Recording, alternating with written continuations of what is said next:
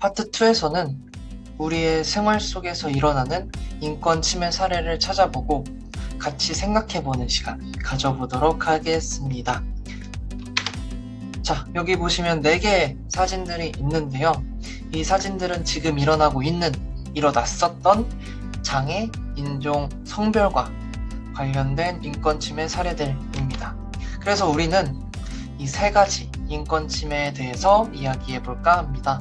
먼저 장애와 관련된 인권 침해 사례를 살펴보겠습니다. 무릎 호소의 여론 울었지만 특수학교 설립 곳곳서 좌절. 제목을 보면 아시다시피 특수학교 설립을 위해 장애인 학부모들이 무릎을 꿇고 호소했지만 결국 주민들의 반대로 특수학교 설립이 좌절됐다는 내용의 기사입니다. 도대체 어떤 이유로 특수학교 설립을 반대했을까요?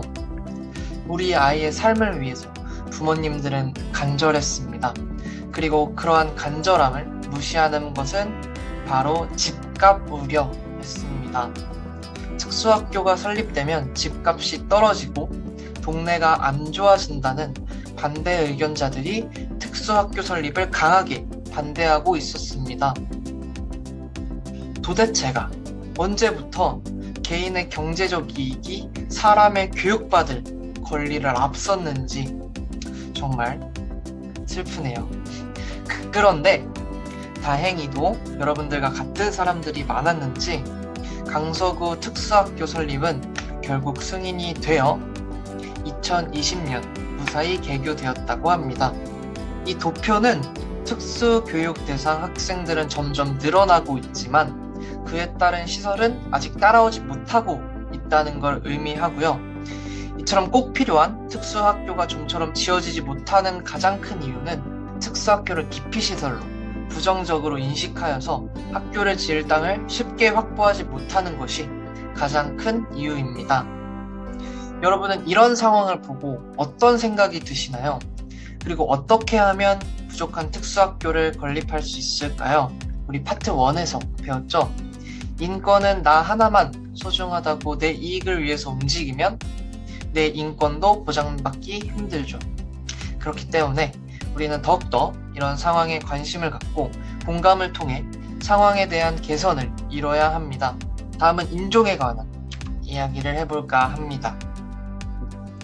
세계 어느 나라든 그 민족의 자긍심을 높이는 물적, 정신적 유산들이 있고 우리 민족 역시 반만년을 이어온 단일 민족이라는 거창한 칭호가 큰 유산으로 자리 잡고 있습니다. 그런데 역사학자들이 말하길 우리 민족은 다른 민족에게 약 970번 정도의 침략을 받았다고 합니다.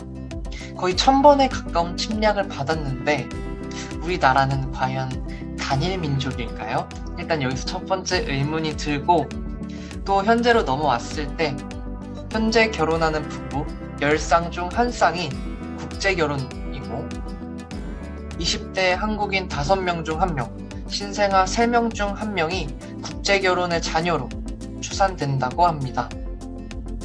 네, 더 이상 우리나라는 단일 민족이 아니라는 거죠. 그런데 국가인권위원회에 따르면 여전히 타 민족에 대한 부정적인 시각과 백인 우월주의에서 나온 편견과 차별이 사라지지 않고 있다고 합니다. 이 부분도 우리가 다시 한번 생각해 봐야 할 문제인 듯 합니다. 다음으로 성별에 관한 내용이고요. 우리가 흔히 무심코 사용하는 카카오톡의 이모티콘이죠. 이 이모티콘의 어떤 부분이 과연 인권 침해일까요? 바로 화장하는 모습, 놀러가는 모습은 여성의 캐릭터를 사용해 표현했고 직장에서 열심히 일하는 모습, 스트레스를 받는 모습은 남성 캐릭터를 사용하여 나타냈습니다.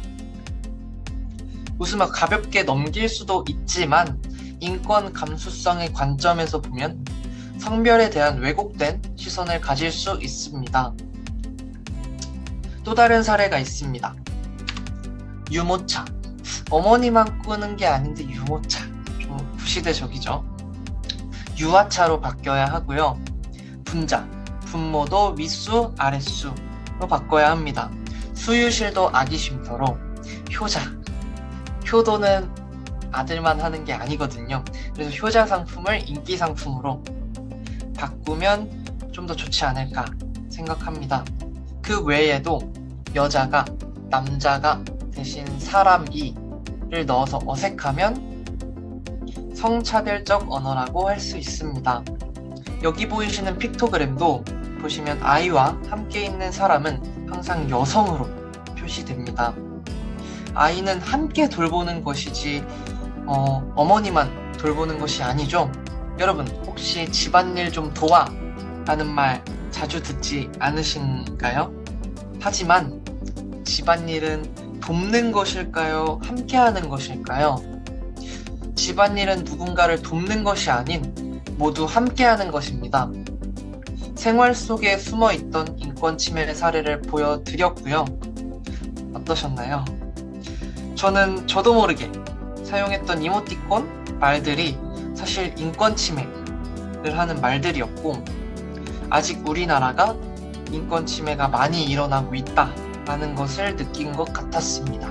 좀 더 인권 감수성이 풍부해질 필요가 있을 것 같다라는 걸 이번 파트 2에서 배웠습니다.